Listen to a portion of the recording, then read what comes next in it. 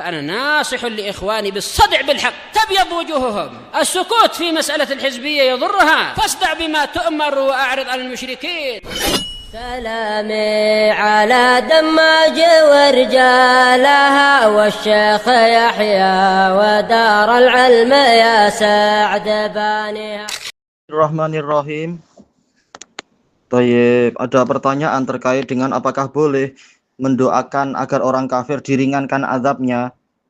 Sementara menurut dalil tidak boleh mendoakan pengampunan, tapi kalau untuk minta diringankan apakah itu boleh?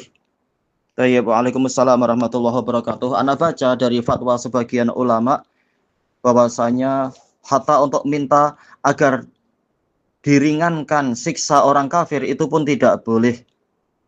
Kenapa? Karena ini akan bertentangan dengan Al-Quran. Karena dalam Al-Quran Allah sudah menyebutkan orang kafir siksaannya tidak diringankan. Sebagaimana misalkan, yaitu di dalam surah Al-Baqarah Allah Ta'ala berfirman, Ulaikal ladzina astarawul hayata dunya bil akhirah fala yukhaffafu anhumul adzabu walahum yunsarun. Mereka itulah orang-orang yang membeli kehidupan dunia dengan menjual akhirat, maka siksaan tidak diringankan dari mereka dan mereka tidak tertolong. Demikian pula di dalam surah Al-Baqarah Allah Ta'ala berfirman tentang orang-orang yang mati kafir, innal ladzina kafaru wa matu wa hum kuffar ulaika alaihim laknatullahi wal malaikati wan nasi ajmain khalidina fiha la yukhaffafu anhumul adzabu wa lahum yunzarun. Sesungguhnya orang-orang yang kafir dan mati dalam keadaan mereka itu kafir, mereka itu akan tertimpa kutukan dari Allah, para malaikat dan semua manusia. Mereka kekal di dalamnya, tidak diringankan untuk mereka siksaan dan mereka juga tidak diberikan penundaan. Tayyib. Dan Allah juga menyebutkan lafaz yang hampir sama di dalam surah Ali Imran. Tayyib. Dan juga di dalam sejumlah ayat Allah Ta'ala telah menyebutkan tentang itu. Wa idza ra'al ladzina zalamul azab fala yukhaffafu anhum wa lahum yunzarun. Dan apabila orang-orang yang zalim, dan sementara kesyirikan kekufuran adalah kezaliman terbesar, apabila orang-orang zalim melihat siksaan, maka tidak diringankan dari mereka siksaan itu dan mereka tidak diberi penundaan. Itu dalam surah An-Nahl. Baik, demikian pula di dalam surah Fatir Allah Ta'ala mengatakan walladzina kafaru lahum naru jahannam la yuqda alaihim fayamutu wa la yukhaffafu anhum min azabiha kadzalika najzi kulla kafur. Dan orang-orang kafir mereka akan mendapatkan neraka jahanam, mereka tidak dibinasakan di dalamnya sehingga mereka mati, dan tidak pula siksaan di dalam neraka itu diringankan untuk mereka. Demikianlah kami membalasi setiap orang yang sangat kafir. Kenapa dikatakan sangat kafir? Karena diberi kesempatan hidup di dunia untuk mencari kebenaran, untuk menaati kebenaran, tapi mereka yang bersikap kurang.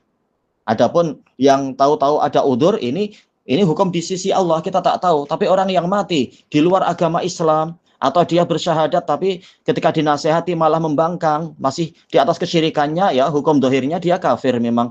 Maka yang seperti ini siksaan tidak diringankan. Baik. Sebagaimana Allah Ta'ala berfirman, qala alladzina astakbaru inna kullun fiha innallaha qad hakama bainal ibad. Orang-orang yang menyombongkan diri setelah di dalam neraka itu mereka mengatakan sesungguhnya kita semua ada di dalam neraka karena sesungguhnya Allah telah menghukumi di antara para hamba. Wa qala alladzina fin nari li khazanati jahannam ud'u rabbakum yukhaffif anna yawman minal azab. Dan orang-orang yang di dalam neraka berkata kepada para penjaga jahanam, berdoalah kepada Rabb kalian agar meringankan dari kami sehari saja dari siksaan.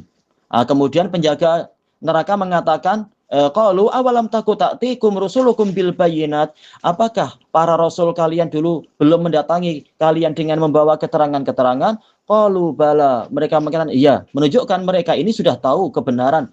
Tetapi mereka yang membangkang. Maka para penjaga jahanam, Allah mengatakan, qalu fad'u wa ma du'aul kafirina illa fi dhalal. Para penjaga mengatakan, maka berdoalah kalian dan tidaklah doa orang-orang kafir kecuali di dalam kesesatan, yaitu kesia-siaan. Maka para ulama menetapkan ini adalah dalil-dalil untuk orang kafir, mereka itu tidak diberi keringanan siksaannya. Maka tidak boleh kita malah memohon sesuatu yang bertentangan dengan wahyu. Kecuali memang ada dalil khusus untuk Abu Thalib. Rasulullah diberi Allah izin khusus untuk memohonkan agar diringankan. Dan ini syafaat khusus. Sebagaimana dijelaskan Syekhul Islam Ibnu Taimiyah, demikian pula Al-Hafidz Ibnu Hajar, dan sebelum mereka berdua yaitu Imam Nawawi. Ini kekhususan Nabi. Maka kita tak boleh untuk minta kekhususan tadi. Ini hanya Nabi. Untuk Abu Thalib. Tayyib. Ya memang sudah berlalu waktunya. Mereka sudah meninggal dunia. Sebagian orang tua dari ikhwah kita yang mati kafir, ya ini dosa dia sendiri. Sebagaimana sebagian orang tua dari Nabi, bahkan Nabi Ibrahim, orang tuanya pun tidak mau diselamatkan, yaitu salah dia sendiri. Nabi Ibrahim sudah berusaha tapi malah diburuk-burukkan, diancam, dirajam, dan diusir oleh orang tuanya.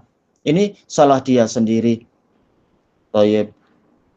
Tetapi, kalau pertanyaannya berikutnya, apa yang terbaik bisa dilakukan? Kita tak mampu apa-apa, tapi hendaknya kita betul-betul menjadi orang soleh, orang yang berbakti, orang yang taat, menjaga amanah anak-anak kita. Sehingga semoga suatu saat ketika kita sudah masuk surga dan seterusnya, kita lihat apakah Allah akan memberikan suatu kelonggaran, jalan keluar atau apa. Tapi kalau tidak, ya memang itulah yang terjadi dan hukum Allah pasti adil. Jangan sampai terbersih di dalam hati kita rasa lembut kepada orang yang mati kafir. Sebagaimana Allah telah mengingatkan Nabi Ibrahim tentang itu dan Nabi Ibrahim berlepas diri dari itu. Tayyib. Karena itu kesalahan mereka sendiri. Mereka memilih menjadi musuh Allah. Maka itu salah mereka sendiri.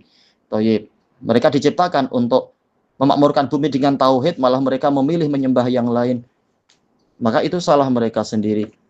Tayyib. Wallahu a'lam walhamdulillahi rabbil alamin.